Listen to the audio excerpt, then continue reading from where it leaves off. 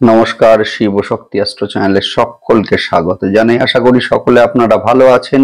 ভালো থাকুন, সুস্থ থাকুন। আগামী 29শে মার্চ রাত্রি 11:07 শনিদেব কিন্তু সঞ্চার করবেন মিনে, যার ফলে কিন্তু সিংহের ক্ষেত্রে ধাইয়া সেইটা কিন্তু শুরু হচ্ছে। যদিও একটা কথা এই ক্ষেত্রে বলতে হয়, সেটা হচ্ছে ধাইয়া শুরু হলেও কিন্তু বেশ কিছু দিক থেকে পজিটিভিটি সেইটা কিন্তু সিংহের ক্ষেত্রে আসবে। বিশেষ করে একটা কথা বলবো, সেটা হচ্ছে যে ব্যবসার ক্ষেত্রে যাদের উত্থান পতন আসছিল, এদের ক্ষেত্রে একটা স্টেবিলিটি, একটা স্থায়িত্ব সেইটা কিন্তু এই সময়ে দেখব। একই সঙ্গে কিন্তু এই সময়ে স্বামী বা স্ত্রী যারা কর্মের সঙ্গে সংযুক্ত আছেন, এদের ক্ষেত্রে আয় কিন্তু এই সময়ে বাড়বে। সেই সঙ্গে উচ্চ শিক্ষার ক্ষেত্রে সময়টি কিন্তু যথেষ্ট শুভ অবশ্যই হবে। সেই সঙ্গে ভাগ্যের একটা সাপোর্ট সেইটা কিন্তু সিংহের ক্ষেত্রে আসবে। যাদের পিতা দীর্ঘদিন ধরে অসুস্থ ছিলেন, এদের ক্ষেত্রে বেটার একটা ট্রিটমেন্ট সেইটা কিন্তু এই সময়ে দেখবো আমরা।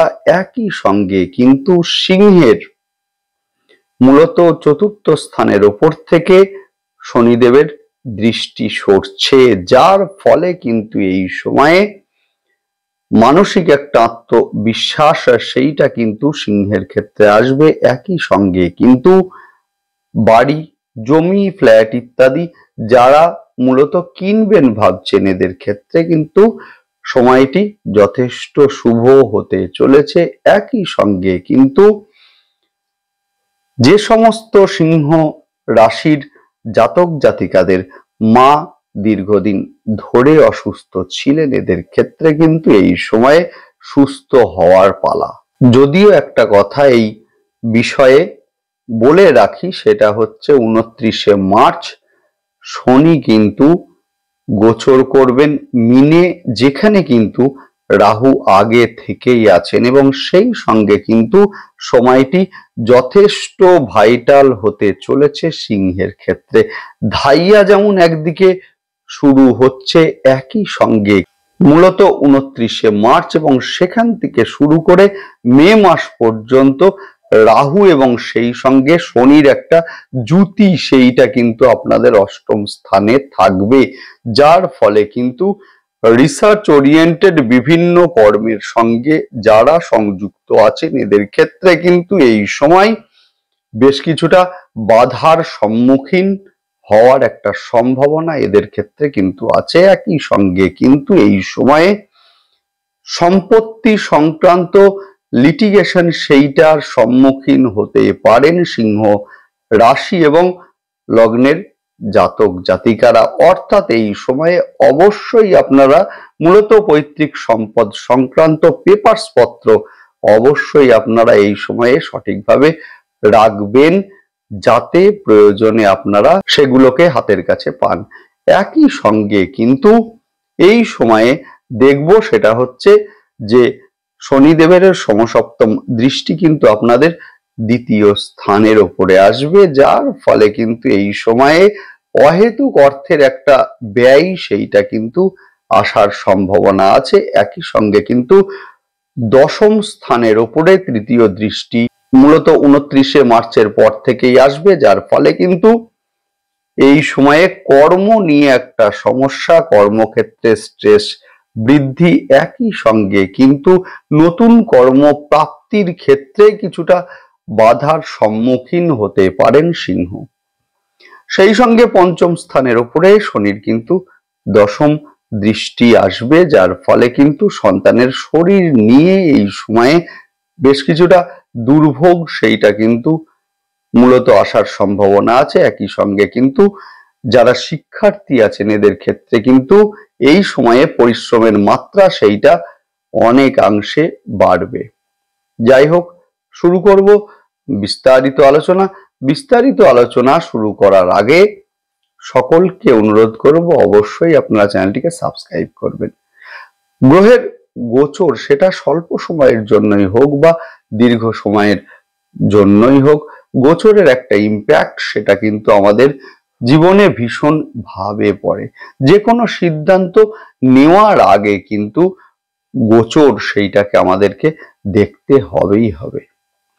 ধরুন আপনি একটা ব্যবসা স্টার্ট করবেন ভাবছেন, এখন সেই সময়ে গ্রহের অবস্থান সেটা যদি আপনার সিদ্ধান্তকে সাপোর্ট না দেয়, সেই ক্ষেত্রে কিন্তু একাধিক সমস্যার সম্মুখীন হওয়ার সম্ভাবনা সেইটা কিন্তু আছে।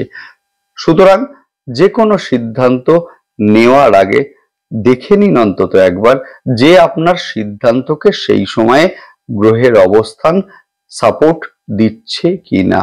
অবশ্যই আপনারা চ্যানেলটিকে সাবস্ক্রাইব করবেন যাতে সমস্ত গ্রহের গোচরের সঙ্গে সঙ্গে মূলত প্রতিটা ভিডিওর নোটিফিকেশন আপনাদের কাছে সঠিক সময়ে পৌঁছে যায়। যাই হোক, শুরু করছি বিস্তারিত আলোচনা।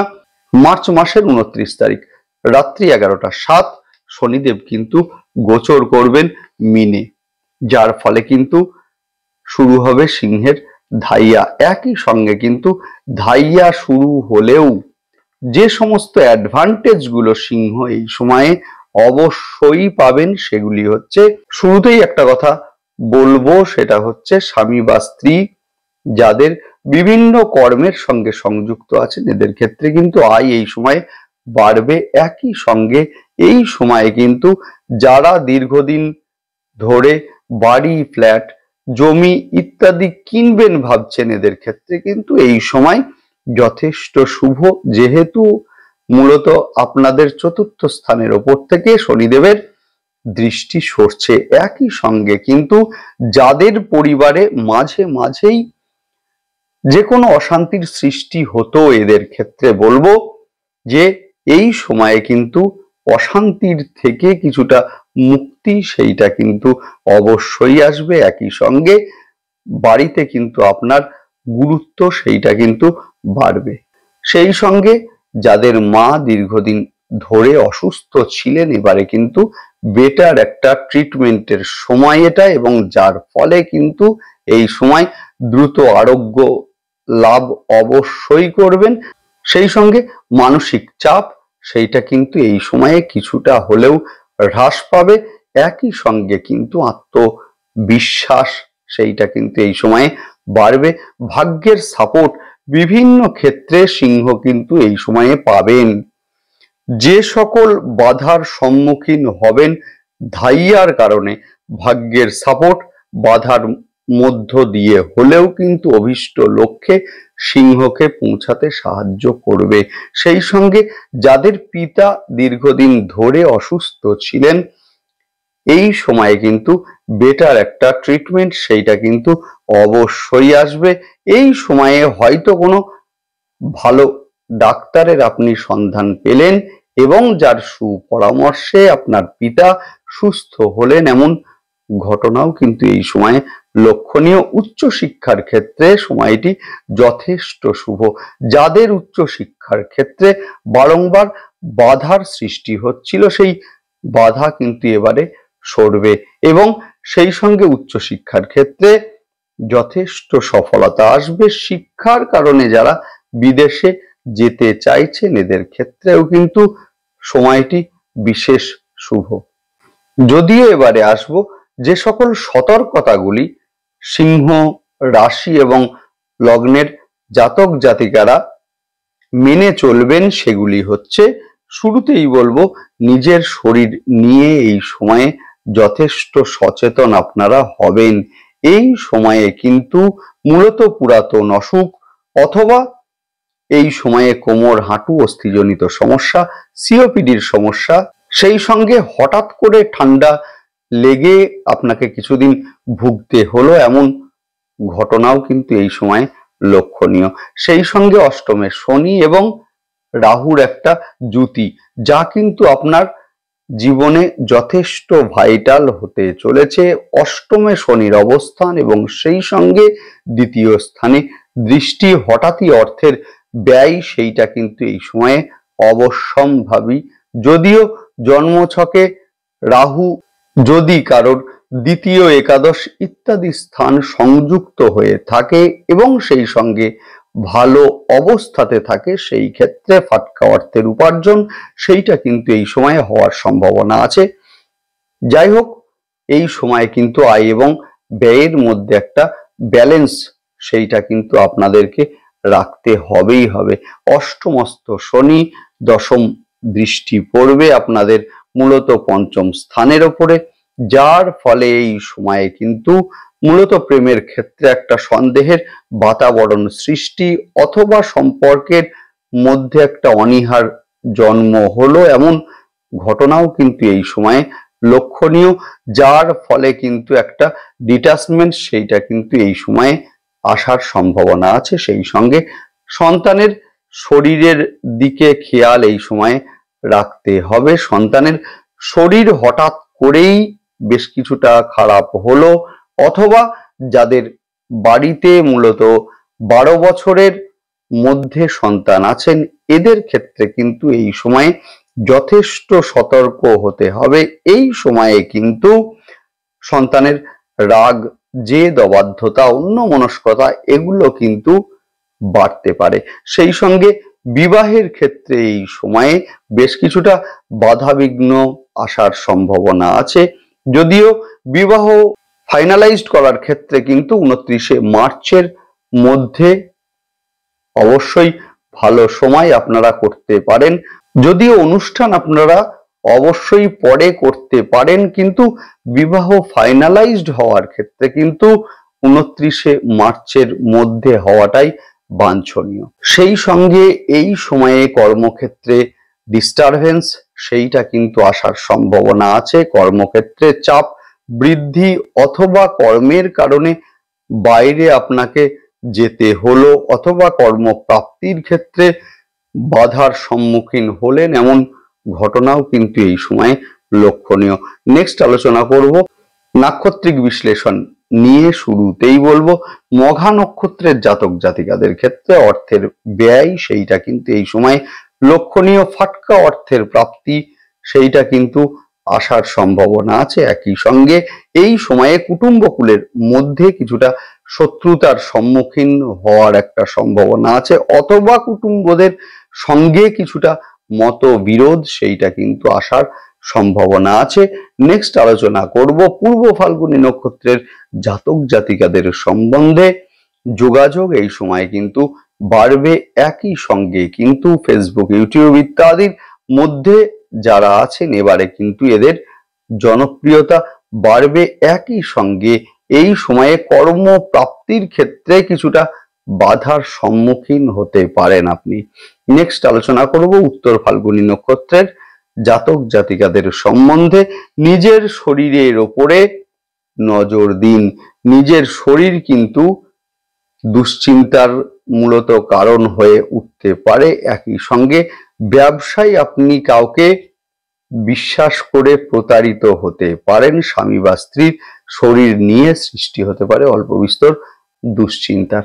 নেক্সট আলোচনা করব সেটা হচ্ছে মূলত প্রতিকার নিয়ে। শুরুতেই একটা কথা বলবো, সেটা হচ্ছে এতক্ষণ যে আলোচনা হলো সেটি একটি সাধারণ প্রেডিকশন মাত্র। আসল কথা বলবে কিন্তু আপনার জন্ম ছক এবং জন্ম ছকে অবস্থানকারী গ্রহ এবং তার দশা এবং অন্তর্দশা।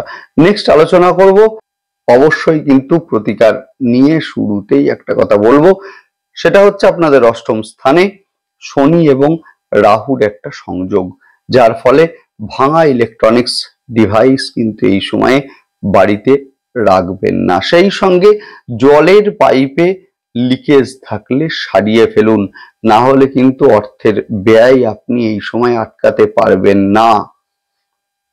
দুর্গা কবচ যদি আপনার এলাকাতে মূলত করতে পারে কেউ, আপনি সেটাকে করে নিয়ে ধারণ করুন, অথবা দুর্গা সপ্তশ্লোকী স্তোত্র অবশ্যই পাঠ করবেন। মা দক্ষিণাকালীর ধ্যান মন্ত্র অবশ্যই আপনারা দিনে একবার হলেও জপ আপনারা করবেন, এবং সেই সঙ্গে সোমবার এবং শনিবার করে রুদ্রাভিষেক সেইটা কিন্তু অবশ্যই করবেন। শনিবারের দিন রুদ্রাভিষেকের পরে একটু কালো তিল মহাদেবকে অর্পণ করবেন।